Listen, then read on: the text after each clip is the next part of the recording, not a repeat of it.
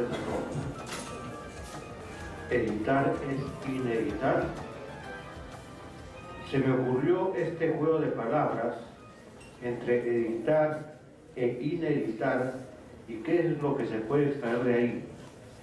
Ineditar parecería lo contrario de editar, o significaría no editar, pero el término no existe en español. En internet solo se la puede encontrar como la marca de un sitio donde se baja música gratuitamente. Los diccionarios nos dicen que editar significa sacar a la luz o publicar cualquier obra de cualquier naturaleza. La etimología del término señala que proviene del verbo latino do, das, dare o edere, que significa dar o sacar a luz algo que se mantiene en la oscuridad. Es decir, están en el campo de la intención. Es interesante comentar que el verbo edere se origina en el prefijo ex, que significa separar del interior, y el verbo dare, que se refiere a dar. Se puede sostener entonces que editar tiene que ver con separar algo oculto de un interior y entregarlo a otros que están afuera.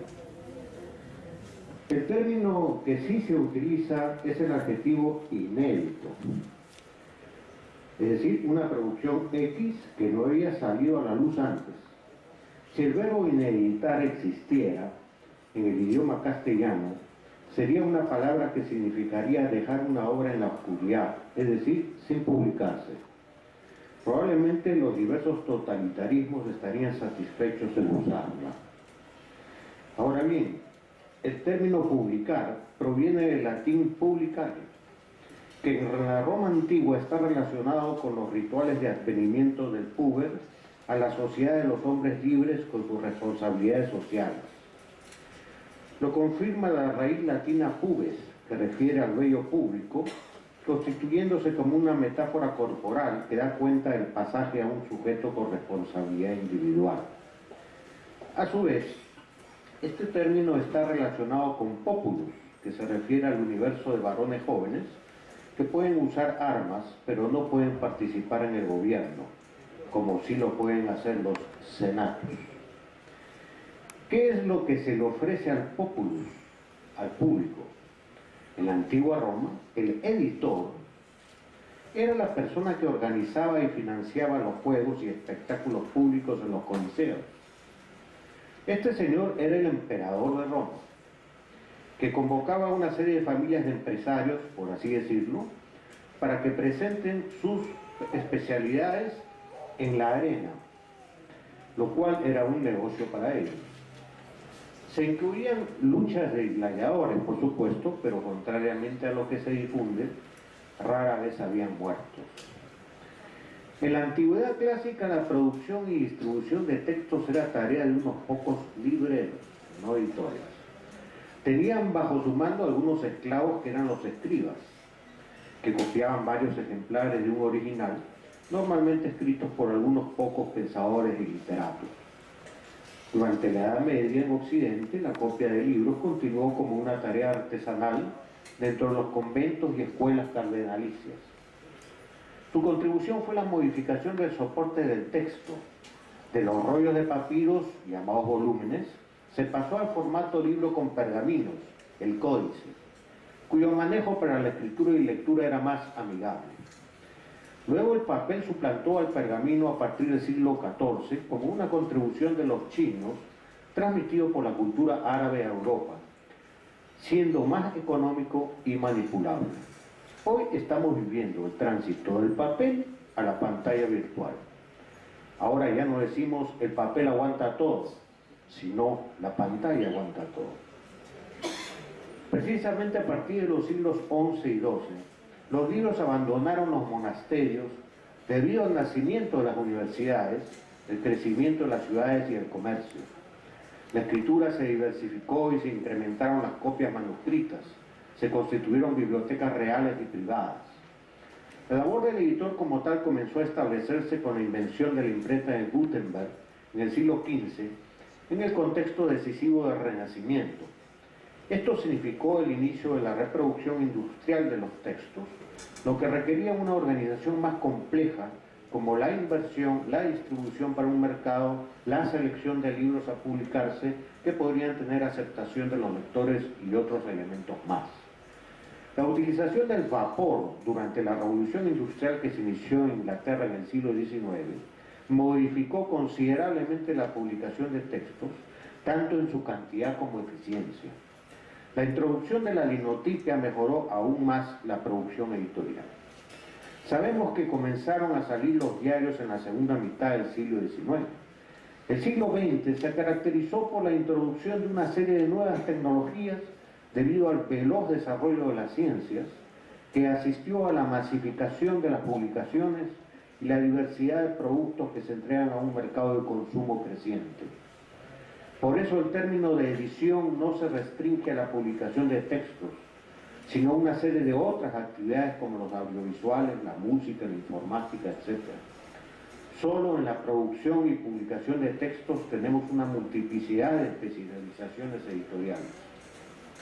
Este estado de la situación lo resumen los diccionarios actuales, al hablar con un lenguaje más técnico cuando se refieren a la labor editorial. Se trata de financiar y administrar una publicación, la adaptación de un texto gráfico a las normas de publicación establecidas, o a la organización de cualquier producto audiovisual para su presentación o, a ser posible, que se vea en una pantalla de un computador un archivo. Hoy día el rol del editor se ha dividido. Por un lado está el impulsor y financiador, que no es un emperador romano, como quizás algunos quisieran, sino las altas autoridades en el caso de la labor editorial universitaria, y el editor propiamente dicho se ha desplazado a un trabajo realizado por un especialista en el tema. Pero siempre se mantiene el propósito de sacar a la luz o dar a luz algún producto para un determinado público de una manera organizada. La multiplicidad de posibilidades editoriales confrontan nuevos desafíos, sobre todo debido al Internet, la proliferación de todo tipo de tecnologías comunicacionales, la presión de las exigencias de un mercado de consumo masificado, implica una producción editorial a altas velocidades. Es muy difícil hoy día saber diferenciar si un trabajo nuevo de diferente tipo a publicarse es realmente inédito o no. Hay mucho copy-paste, a veces de manera sofisticada. La presión por vender, por adaptarse al mercado cambiante, fuerza a borrar las fronteras entre lo viejo y lo nuevo, entre la reproducción y la creación, entre la repetición y la invención. El Photoshop hace maravillas, eso lo sabemos. La universidad está atrapada entre estas dos fuerzas en pugna, el mercado y el Estado, cada vez más regulaciones uniformizantes por un lado y controlistas, y un mercado que también apunta a un consumo estandarizado. Vivimos un sistema global que solo puede funcionar en estrecha alianza con la tecnociencia, y por eso las altas presiones para que las universidades se encarguen de la producción científica, muchas veces en detrimento de la enseñanza, de ese vínculo insustituible entre profesor y alumno. En los Estados Unidos hoy en día se ha comenzado a usar las teleconferencias para dar clases masivas a 10.000 estudiantes a la vez. Si se sigue en este proceso, la universidad del futuro cercano será muy diferente a la que conocemos en la actualidad. La labor editorial se desplazará a servir a la difusión virtual de estas clases y de ponencias científicas realizadas con los mismos medios. Todo esto puede ser archivado en bibliotecas virtuales porque la nube del Internet es infinita. El libro sobre papel será un lujo asiático. Tendremos el consumismo masivo de la educación superior, donde el estudiante podrá estudiar las materias que desee, sin currículum, sin pensum, sin carrera. Los empleadores escogerán, según sus necesidades específicas, a los graduados, entre comillas, que se acerquen a este perfil particular de su propio interés. En todo caso, hay que saber usar esas nuevas tecnologías para la edición, pero manteniendo cierta distancia prudente. Lo principal sería orientarse a diferenciar dentro del trabajo de edición lo que es inédito, para lo cual el editor tiene que tener confianza en el equipo de científicos revisores en el caso de las publicaciones científicas, porque el editor es responsable de la edición. Es una cuestión que solo podría abordarse caso por caso, escrito por escrito, gráfica por gráfica. Las relaciones entre el profesor y el estudiante no pueden dejarse de lado. En el caso de la UCG, la célula viva de la universidad es este vínculo. La cuestión presencial es de alta consideración. Sin esto no habrá científicos ni profesionales serios y responsables. El deseo de enseñar de cada profesor es el pilar de la educación universitaria que mueve el deseo de aprender de los estudiantes. Es un deseo muy particular de cada uno que no es medible en categorías universales ni en estadísticas, pero sin él no habría educación superior. En la UCG se trata también de dar cuenta de estos modos de enseñanza en sus publicaciones. Se hace un esfuerzo por formalizarlas, usando las teorías pedagógicas existentes y enriqueciéndolas. El trabajo editorial implica acá pasar de lo particular de la experiencia al universal de la enseñanza. Es también fundamental para que el editor mueva su deseo de publicar, lo que también significa incentivar el interés de escribir de los autores y por otro lado el deseo de leer. Leer es interpretar, tratar de entender lo que está entre líneas. No hay actos civilizatorios sin este esfuerzo del intelecto. Todo esto requiere estrategias complejas, donde la inventiva del editor es fundamental para cada caso particular, donde la conversación continua con los autores constituye un pilar inestimable. ¿Qué significa esto? Repitámonos solamente a lo que se enseñaba desde el siglo XI hasta hace unas décadas atrás. Se trata de la retórica. Ahora está restringido a algunas disciplinas. Hay algunos términos que llaman la atención, como la inventio, la dispositio, la elocutio. El inventio, que proviene del latín invenire, que significa hallar algo. El sujeto trataba de encontrar en los registros simbólicos del inconsciente los elementos y temas a tratar por parte de un orador o un escritor. La organización inventiva de estos elementos se denominaba dispositio, en el sentido de disponerlos de una manera propia para la elaboración del discurso, cuya estructura principalmente tripartita tenía un comienzo, una etapa media y un final. El comienzo o exordium busca capturar el interés del oyente o lector, captatio benevolentiae, y darle una idea de qué se trata el texto. La exposición y argumentación del tema es la narratio. Estos tiempos lógicos del discurso terminan en el peroratio, donde se presentan las conclusiones. Estas estructuras de discurso constituyen la base de lo que hoy en día es un artículo de carácter científico, incluso un simple ensayo. Por supuesto que la lógica retórica, nombrada como dialéctica, estaba destinada a persuadir y convencer a un público oyente y lector sobre una tesis determinada en relación a los textos de la antigüedad clásica. Durante el escolasticismo se mezcló con el pensamiento teológico. En nuestra época, que es la época de la ciencia, lo fundamental es que esta estructura discursiva esté orientada a la llamada verdad científica.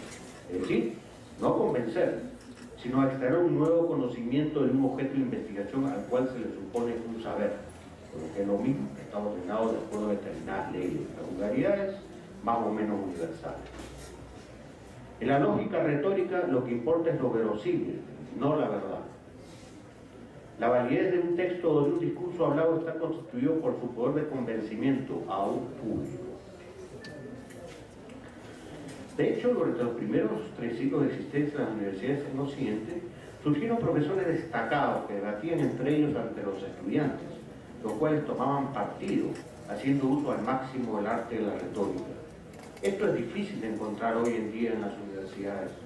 La retórica se ha desplazado a la publicidad y a la política, degradándola, razón por la cual se la vincula con la demagogia.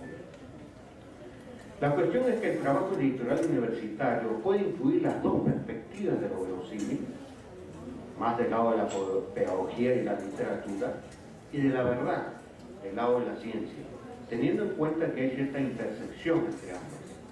Hoy en día las lógicas inconsistentes indican que la verdad se modifica, cambia. La ciencia avanza cuestionando el saber anterior y produciendo uno nuevo. El autor tratará de convencer a los comités científicos de las revistas científicas que hay un aporte nuevo a la ciencia, y ese nuevo aporte es a su vez provisional. Sabemos que la biología y la física cuántica plantearon que lo imposible de saber en el campo de la ciencia una solución elegante, la teoría de la probabilidad. ¿Qué es la teoría de la probabilidad? No es ni lo verdadero, ni lo cierto, es impredecible, indecible e indecidible.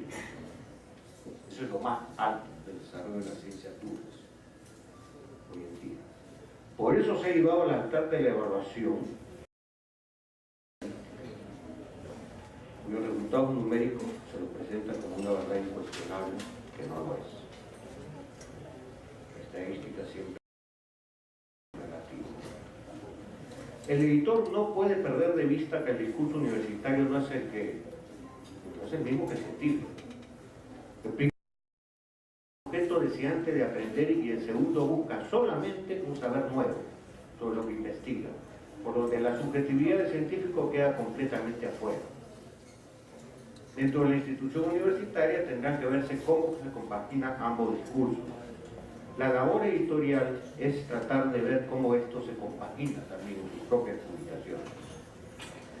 Entonces, queda como una interrogación si es que la edición universitaria, aquellos aportes inéditos, aunque sean mínimos, si debe ser particularmente sensible a lo nuevo en el saber, si debe procurar la invención de la dimensión del inédito o crear este verbo en negativo que sería. La UCG apuesta por las luces nuevas, no por el oscurantismo de la repetición de la ignorancia. Gracias.